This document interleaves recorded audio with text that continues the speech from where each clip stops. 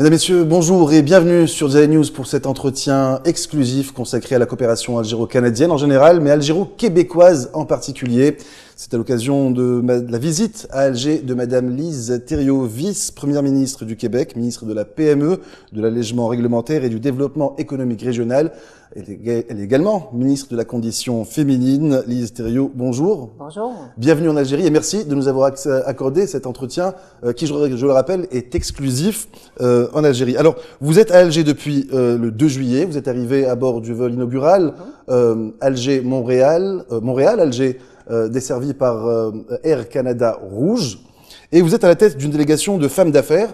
Vous êtes venu en mission de prospection, en mission d'observation. Est-ce que vous pouvez d'abord nous présenter les membres de votre délégation? Oui, absolument. Je suis accompagnée pour cette mission de 4 femmes d'affaires formidables. La première étant Séverine Labelle, qui est la directrice générale de Femmes et Sœurs, qui est un fonds de capitalisation de 19 millions où le gouvernement a mis de l'argent et des partenaires privés pour pouvoir faire en sorte de financer des initiatives entrepreneuriales par des femmes, soit des plans d'expansion, démarrage d'entreprise, rachat d'actionnaires aussi, donc pour faciliter l'entrepreneuriat féminin. On a avec nous Claude Delage qui, elle, travaille pour le mouvement coopératif Desjardins, le capital privé.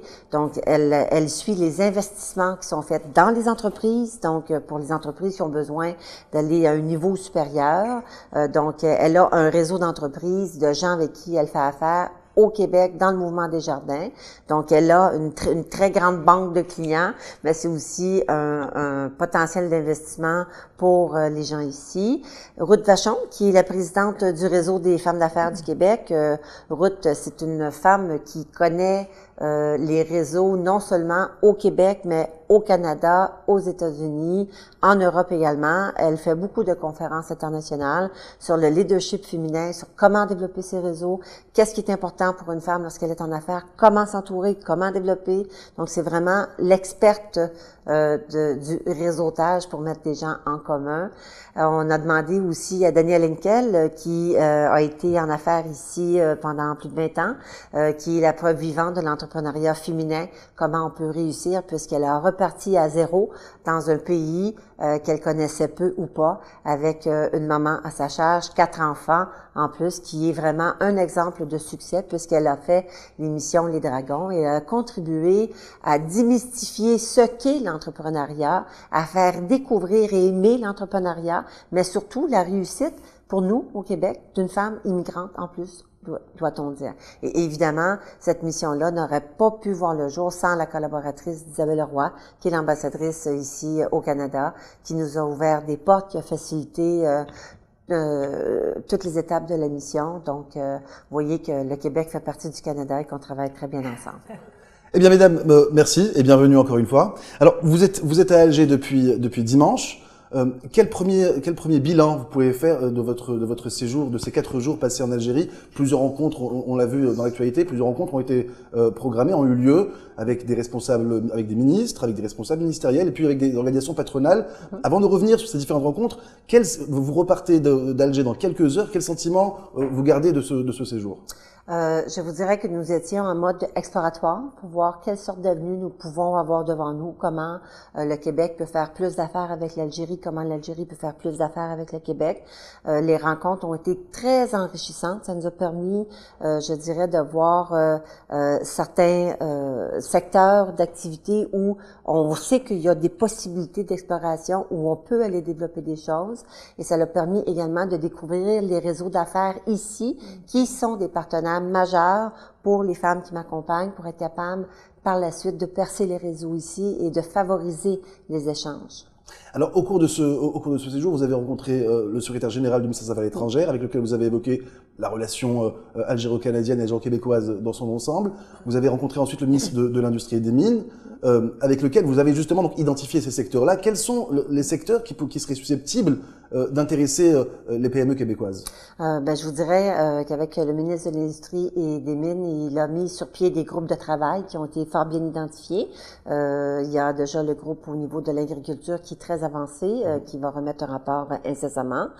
Au Québec, il y a beaucoup d'agriculture aussi. De plus en plus, on va prolonger notre temps, particulièrement avec les serres, pour augmenter la production, pour s'auto-alimenter, beaucoup de bio aussi. Donc, il y a la possibilité de voir comment le Québec et l'Algérie peuvent mettre à profit nos nouvelles technologies et effectivement, comment on peut développer des nouveaux marchés aussi.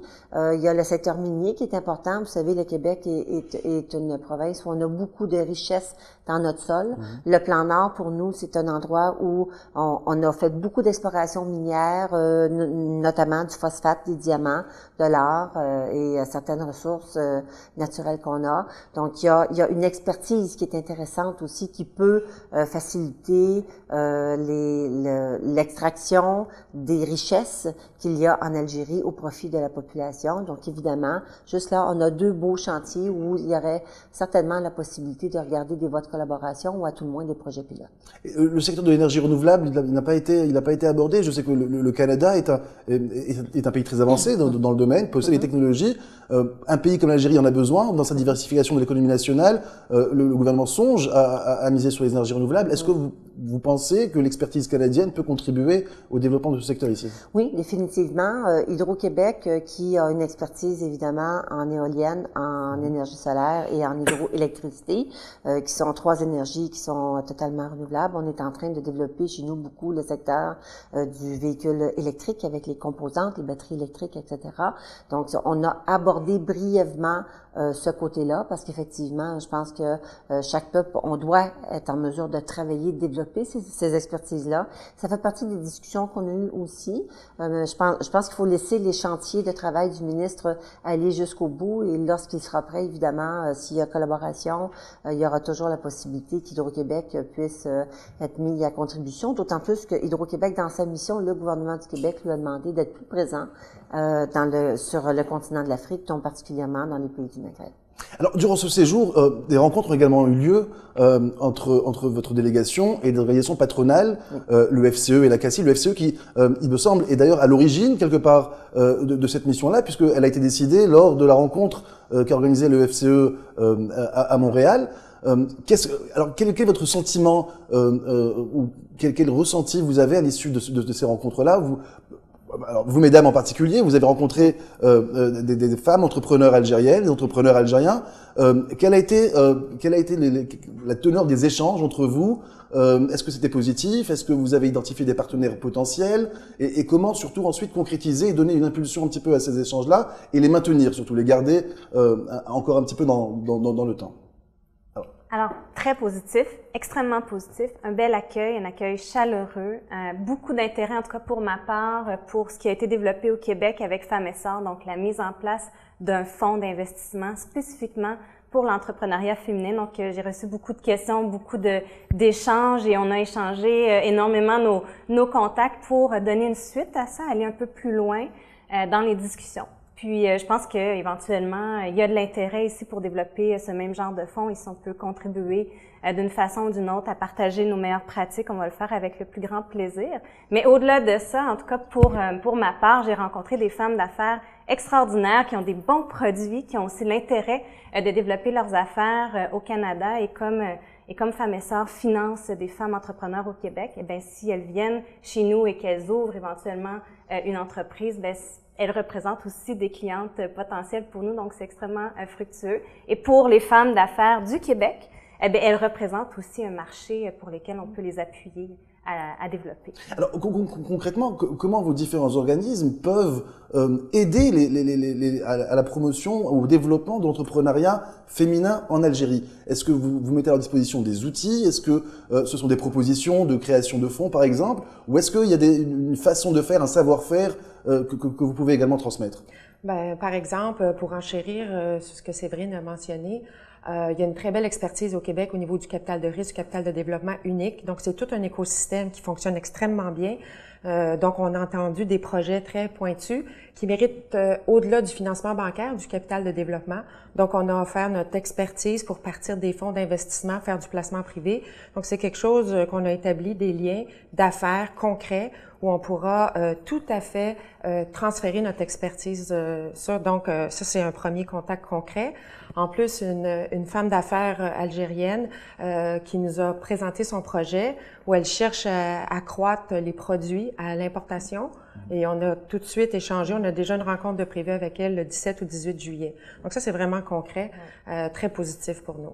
Alors, le taux de femmes entrepreneurs au Québec, il avoisine les 40% actuellement. Est-ce que vous pensez que l'Algérie peut s'inspirer du modèle québécois dans la promotion de l'entrepreneuriat féminin en Algérie? On sait que dans la politique du gouvernement, encore une fois, on essaie de diversifier l'économie nationale et ça passe par le développement des PME, notamment l'entrepreneuriat féminin. Alors, comment concrètement est-ce qu'on peut aider à ce développement? Nous, le réseau des femmes d'affaires, on est un petit peu le complément de Femmes Essor. Alors, eux qui sont l'accès au financement, nous, c'est l'accès au marché. Alors, notre intention ici, c'était de venir rencontrer les différents réseaux de femmes d'affaires parce que notre réseau, c'est 2000 membres. C'est 2000 membres répartis dans différents secteurs d'activité. Alors, pour nous, c'était important de venir voir quelles sont les concentrations principales des femmes ici.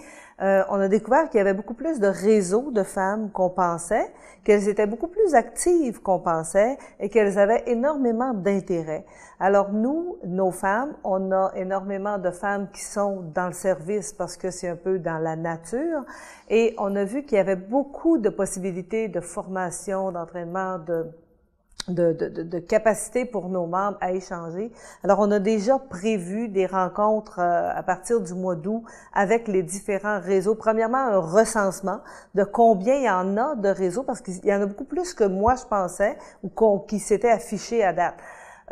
Et il y a beaucoup plus de potentiel que je pensais. Juste à la rencontre d'hier, il y avait des femmes extrêmement intéressantes dans la fabrication du plastique, dans différents secteurs qui sont complémentaires à ce que nous, une qui fabriquait des fils.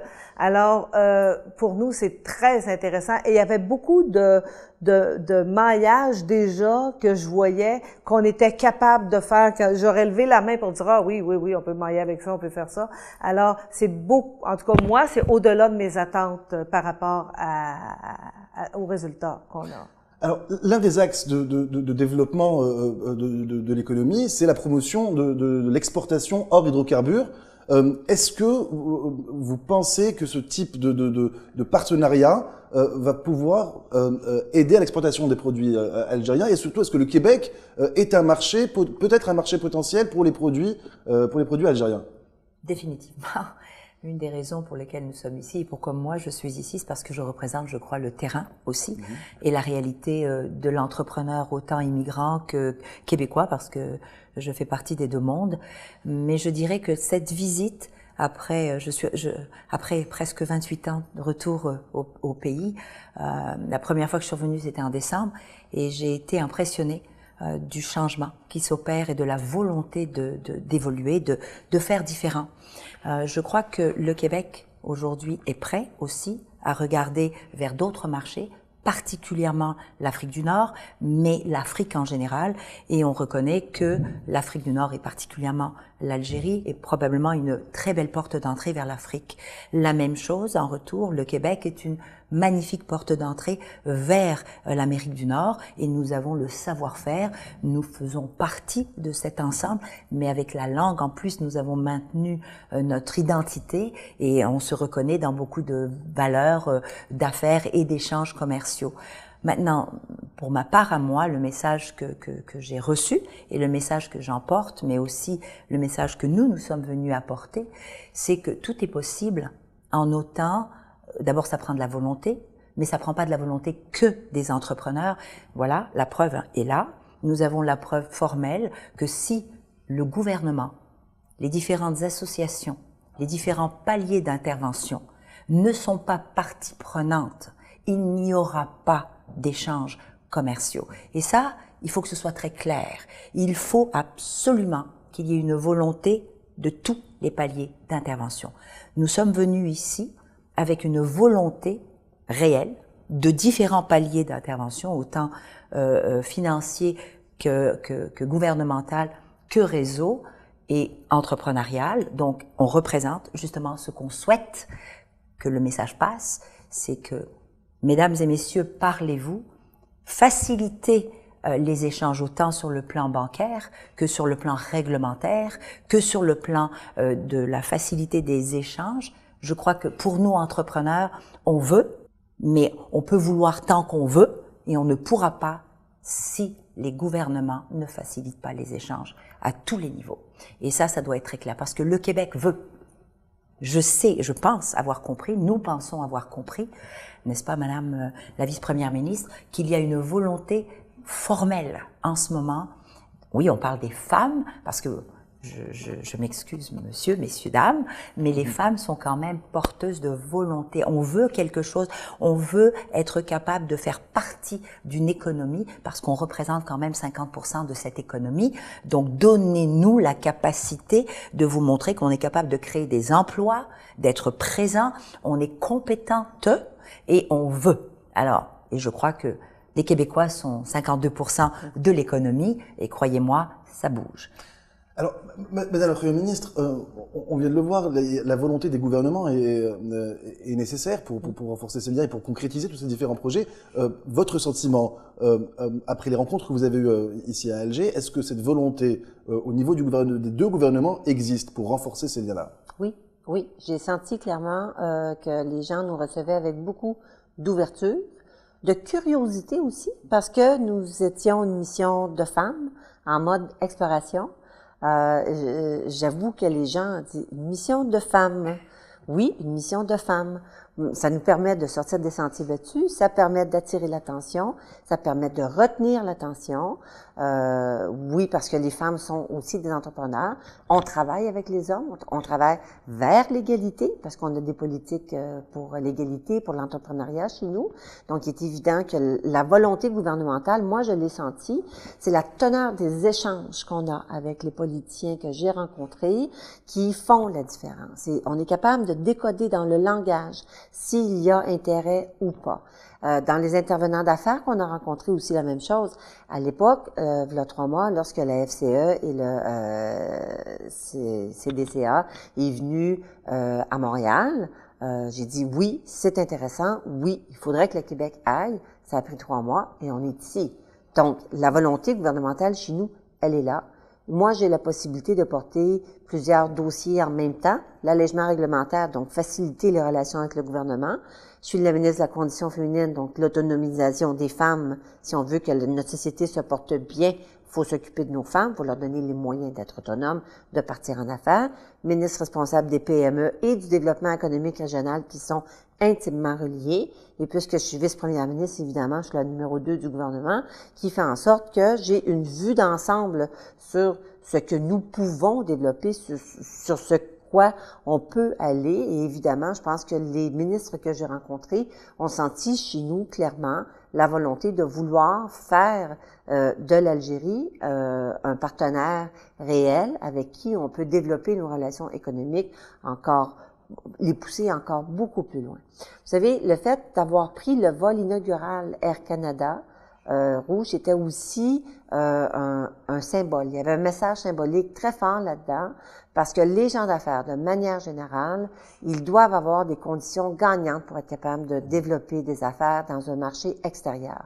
La prévisibilité qui va sur les réseaux, sur la stabilité et également, donc le rôle que le gouvernement a à jouer, mais l'accessibilité. Donc, les transports. Et quand tu as des liaisons directes, c'est beaucoup plus facile de pouvoir faire affaire avec un pays. Et nous, en plus, on partage la langue et des valeurs communes. Donc, il est évident qu'il y a beaucoup d'affinités entre l'Algérie et le Québec. Et en plus, on a la chance d'avoir une délégation canadienne ici avec une ambassade qui facilite grandement parce que les gens qui sont à l'ambassade, les délégués commerciaux, font un travail extraordinaire sur le terrain. Ce sont nos yeux, ce sont nos oreilles. Et comme Québécois, comme Canadiens, on est fiers de pouvoir travailler avec eux pour étendre le réseau ici en Algérie. Alors, on va revenir encore un petit peu plus en détail sur cette visite. On va évoquer d'autres aspects, mais toujours dans le chapitre de l'économie. Madame l'ambassadeur, j'ai une question à propos des investissements directs canadiens. Alors, actuellement, ils sont évalués à 35 millions de dollars, investissements directs canadiens en Algérie. Est-ce que vous pensez que ce type de visite peut influer, peut éventuellement... Est-ce qu'on peut imaginer voir ces investissements augmenter dans les années à venir avec la concrétisation d'un certain nombre de projets entre les deux pays? Tout d'abord, laissez-moi, en prenant la parole, laissez-moi vous dire à quel point c'est un cadeau pour nous, pour l'ambassade, de recevoir une mission aussi dynamique une vice-première ministre du Québec, ce qui est vraiment un palier extrêmement élevé, qui, comme elle vient de le dire, cumule beaucoup de mandats, dont un mandat qui est crucial ici en Algérie en ce moment, celui des PME, petites et moyennes entreprises, et le mandat de la condition féminine. Donc ça, déjà, c'était un grand pas avec une délégation de 4 femmes d'affaires qui, moi, très personnellement, m'a vivement impressionnée, même si je les connaissais de nom, parce que c'est une diversité de compétences, d'expertise et d'expérience réunies au sein d'une même délégation. Bon, ça, je tiens à le souligner parce que c'est rare et ça nous arrive pas toujours à une ambassade. C'est un cadeau pour nous, d'une part. D'autre part, ce que je voulais aussi rappeler, c'est que cette mission n'arrive pas dans le désert. C'est-à-dire que les relations entre le Canada et l'Algérie, vous le savez, existent depuis l'indépendance, existent depuis une 50aine d'années, ne se sont jamais démenties, nous n'avons jamais quitté l'Algérie, même au plus fort des années terribles de la décennie noire. Les grosses compagnies canadiennes, québécoises notamment, comme Lavalin, qui a construit le monument, n'a jamais quitté le pays, même au plus fort des années noires. Donc, il y a une histoire déjà qui existe depuis 50 ans et qui, à un certain moment, a culminé dans les années 80 à des chiffres extrêmement imposants. L'Algérie était le 15e partenaire commercial du Canada, entièrement, dans le monde entier. Maintenant, il y a eu une conjoncture qui a changé, qui s'est transformée. Vous avez connu les années terribles du terrorisme. Le prix du pétrole a baissé et donc il y a eu beaucoup moins d'achats des hydrocarbures de la part du Canada, ce qui explique que les chiffres ont un peu modifié. Mais il faut quand même pas oublier que nos échanges économiques entre nos deux pays s'élèvent à 2,4 milliards. Donc, je retiendrai davantage ce chiffre-là que les investissements directs étrangers. Il faut pas oublier aussi que les services sont pas nécessairement comptabilisés dans les chiffres que vous avez. Or, il y a aussi beaucoup d'échanges au niveau des services. Donc, on a une relation très forte. L'Algérie, aujourd'hui, à ce jour, reste le premier partenaire du Canada en Afrique et Moyen-Orient. Et c'est dans ce contexte-là où l'Algérie, en plein choc pétrolier, est en train, elle aussi, de réfléchir à un tournant important, vous le savez mieux que moi, développer la diversification de l'Algérie, développer les petites et moyennes entreprises, et ça, tous les ministres l'ont dit, Madame la vice-première ministre du Québec. C'est dans ce contexte-là que cette mission de choc arrive. Alors, je crois qu'il y a un momentum, il y avait vraiment un momentum important. Et au-delà d'identifier des secteurs dont la vice-première ministre du Québec vous a parlé, je crois que ce qui est très important, c'est qu'on venait offrir un réseau. Parce que pour la création, et les ministres algériens le reconnaissent, pour la création, l'émergence d'un secteur privé fort, votre premier ministre vient de le dire il y a quelques jours, qui doit financer l'économie algérienne, mais au départ de ça, c'est un réseautage, c'est une mise en réseau. Et je crois que ça a extrêmement intéressé tous les interlocuteurs, tant au niveau gouvernemental qu'au niveau entrepreneuriat, au niveau opérateur économique, de voir la richesse de ce réseau, la diversité et la richesse de ce réseau au niveau des PME, justement, et au niveau de la façon de mettre en place une PME, de l'encourager à grandir. Je pense que c'est là que la mission a dépassé les attentes de tout le monde. Alors, on l'a dit, Madame la vice-première ministre, c'est une mission exploratoire, mais à quelle échéance peut-on imaginer une concrétisation de toutes les observations que vous avez eu à faire durant ce séjour? Dans quel délai peut-on imaginer voir quelque chose de concret se réaliser? Bien entendu, ce que j'entends par concret, c'est une création d'entreprise ou d'une entreprise, une exportation ou quelque chose. Déjà, vous avez vu mes collègues qui vous ont dit qu'elles ont une rencontre de planifier pour le 17 juillet. Donc, là, direct, c'est 2 semaines de délai. Donc, c'est vraiment très court. Ça, c'est un résultat très concret. Mais je me permettrais d'ajouter également qu'à la fin de la réunion avec le CACI, que le président nous a clairement demandé quand on peut faire une mission avec les femmes d'affaires algériennes au Québec. Et votre réponse? Donc, quand voulez-vous? Il nous a dit, quand il fait pas trop froid. Donc, on va regarder si on peut faire une mission à l'automne, sinon pour le printemps, parce qu'il faut aussi cibler les entreprises, il faut être capable de mailler les entreprises, voir quel type de besoins elles ont. Est-ce qu'on va aller dans un secteur? Est-ce qu'on va faire plusieurs secteurs? Parce que si on veut qu'une mission économique soit réussie, il faut s'assurer que les entreprises qu'on va visiter en bout, les intervenants qu'on va voir également, que ce soit des investisseurs, les professionnels, les gens qui vont aider à développer les réseaux, il faut bien cerner les besoins de la mission qui viendra. Et j'ai invité également le président à venir avec nous parce que le réseau des chambres de commerce ici est fondamentalement différent de ce que nous avons chez nous. Et lui, il est comme à la tête de la fédération, je vais le dire comme ça, et après ça, tu as toutes les autres chambres de commerce. C'est ça. Alors que chez nous, il y a une fédération des chambres de commerce, mais il y a une panoplie de chambres de commerce. Il y en a pour les jeunes, des chambres de commerce pour les femmes. Il y a des chambres de commerce qui ont à même leur chambre de commerce des ailes jeunesse. Il y en a des régionales, il y en a des grandes, il y en a des plus petites. Il y a le conseil du patronat, il y a le manufacturier. Donc, on fonctionne beaucoup aussi par secteur. Les technologies de l'information, ils ont leur genre. L'industrie pétrolière ont leur genre. L'agriculture ont leur réseau aussi. Donc, il y a différents réseaux provinciaux. Donc, ce qu'on a dit, ben c'est venez vous aussi avec la délégation de femmes parce que, oui, on est ici pour faire la promotion de l'entrepreneuriat féminin, entre autres, mais nos femmes travaillent aussi avec les hommes et on veut avoir des missions économiques où il y a aussi des hommes. C'est la beauté de la chose. Parce que quand on parle d'autonomisation des femmes, ben c'est aussi de faire en sorte que les hommes puissent profiter du capital économique que représentent les femmes. Les femmes ne sont pas qu'une force sociale. Les femmes sont diplômées. Elles sont compétentes, c'est des forces vives qu'on doit utiliser et lorsqu'on vient chez nous, c'est ce qu'on peut constater au Québec parce que l'entrepreneuriat, ça se développe, ça s'apprend, il y a plein de compétences qui sont transférables, vous avez plein de jeunes filles qui sortent des universités qui pourraient facilement intégrer assez rapidement des entreprises pour être capables de monter dans les échelons et faire une différence, sans oublier que les femmes représentent des grosses parts de marché dans beaucoup d'industries et beaucoup de produits. Elles sont des consommatrices. Donc, elles savent ce qu'elles veulent, elles savent ce qu'on a besoin également. Donc, ce sont des collaboratrices à pair. Un autre aspect de votre séjour, durant votre séjour, vous avez eu à rencontrer également la ministre de la Solidarité nationale, de la famille et de la condition féminine. Alors, il semble qu'avec elle, un problème qui intéresse particulièrement les Algériens établis au Canada et les candidats également à l'immigration a été évoqué. Un problème particulier, c'est celui de l'équivalence des diplômes.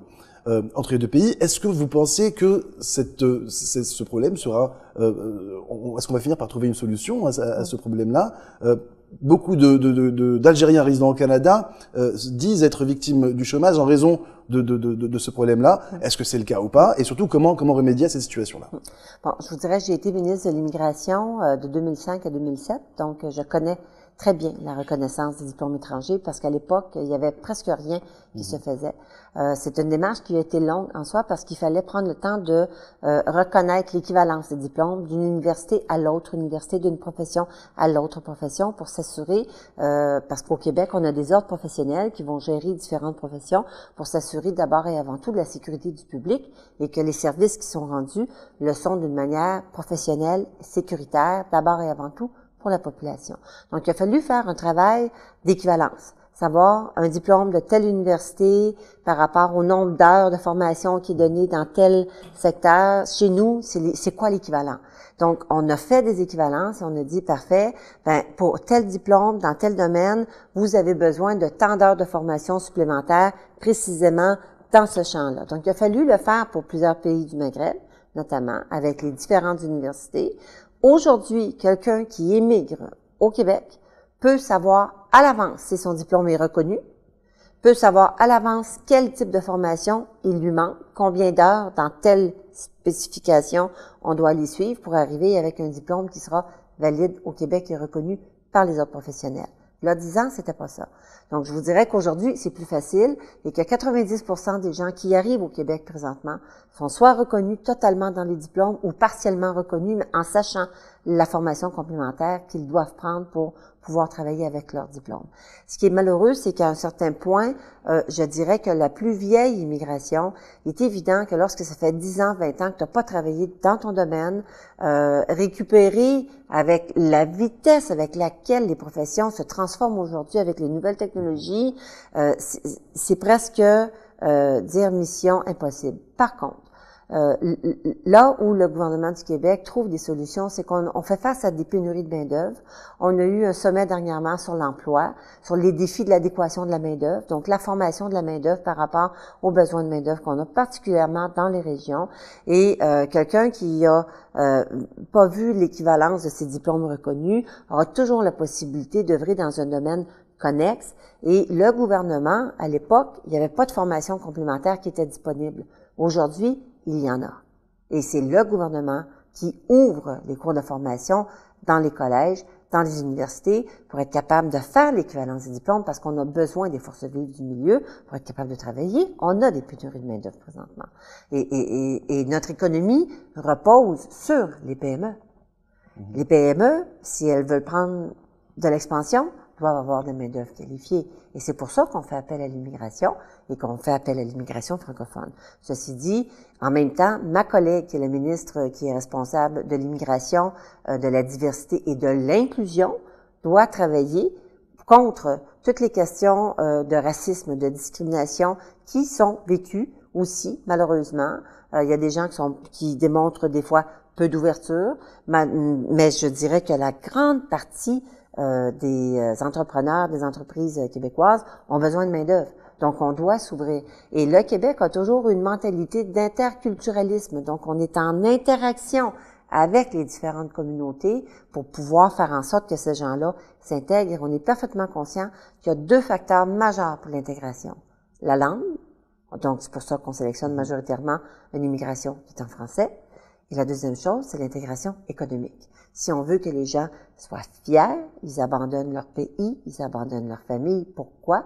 Parce qu'ils veulent avoir un avenir meilleur dans un pays. Ils ont choisi le Québec, ils ont été choisis par le Québec, ils ont choisi le Canada également. Donc, il faut faire en sorte que ces gens-là puissent travailler et se réaliser. On va revenir dans quelques instants sur la multiculturalité du Canada, mais avant, l'équivalence des diplômes, c'est l'un des points qui a été sur lesquels de nombreux Algériens attendent des solutions. On peut, parmi les autres points, on peut citer notamment la sécurité sociale ou encore la retraite. Excellence, est-ce que vous avez des précisions à apporter sur ces 2 derniers points? Donc, la retraite et la sécurité sociale pour la communauté algérienne établie au Canada. Ben c'est des points, effectivement, sur lesquels on discute depuis des années.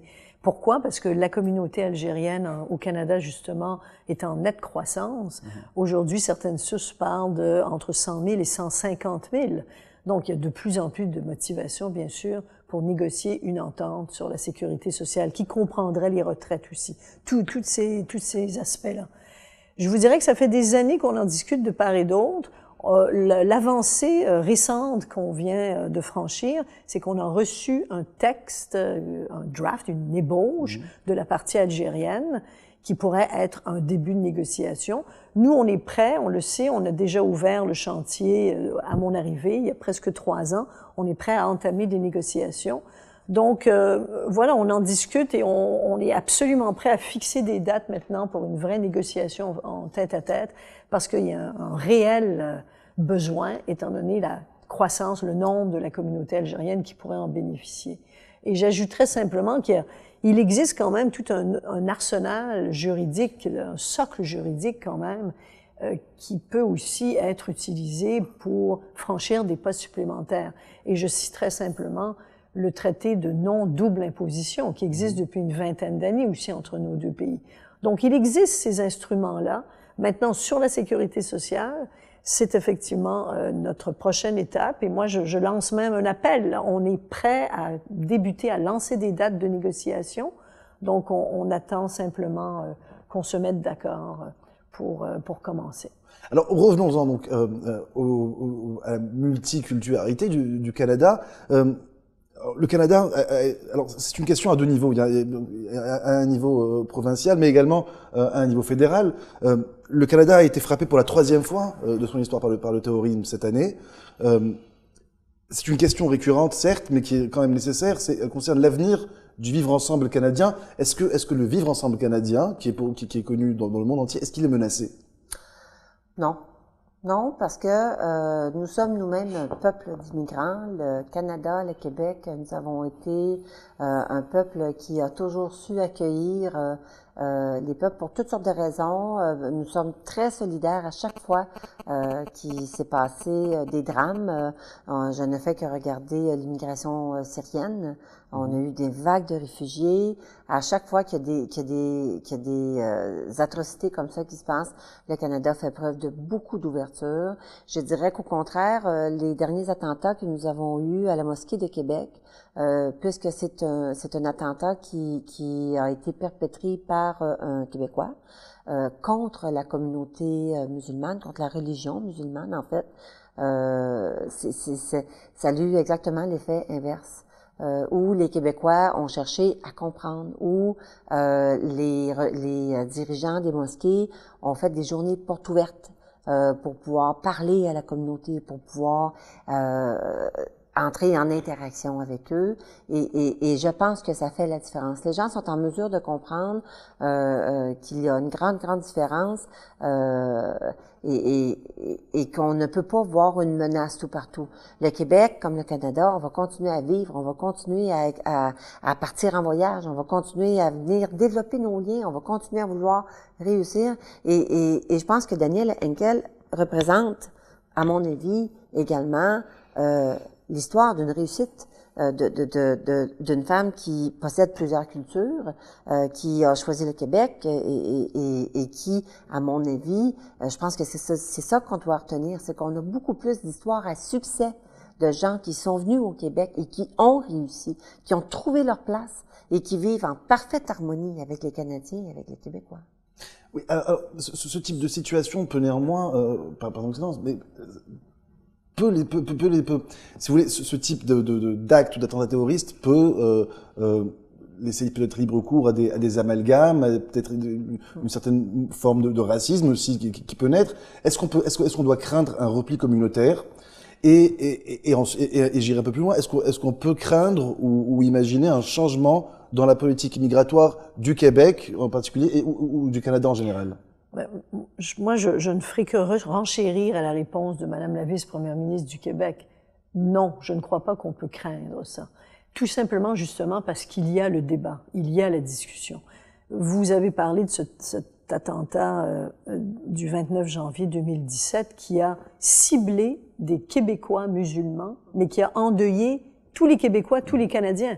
Et ça, je crois que ça a été exprimé à tous les niveaux par le premier ministre du Canada, le premier ministre du Québec, le maire de Québec, le maire de Montréal et tous les autres citoyens québécois proches ou plus loin et canadiens également.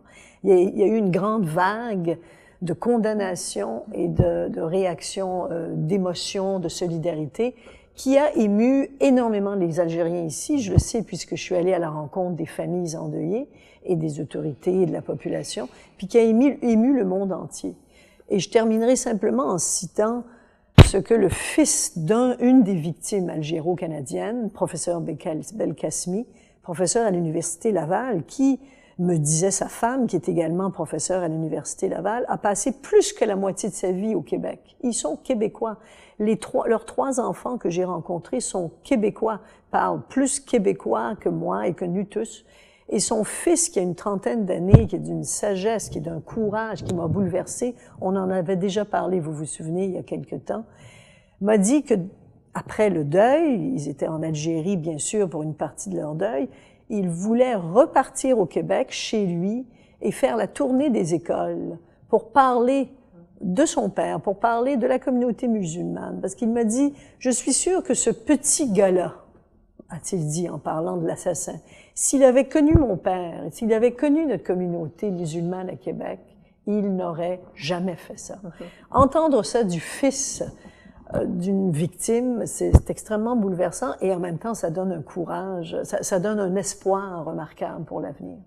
Alors, on va rester sur cette note d'espoir. Madame la vice-première ministre, vous repartez dans quelques heures. Est-ce que vous avez un message à adresser à la communauté algérienne établie au Canada? On est très regardé, vous avez été très regardé au Canada. Est-ce que vous avez un message à leur faire passer? Comment est-ce que vous voyez, comment vous imaginez les liens entre leur pays d'origine et leur pays d'adoption dans les prochaines années?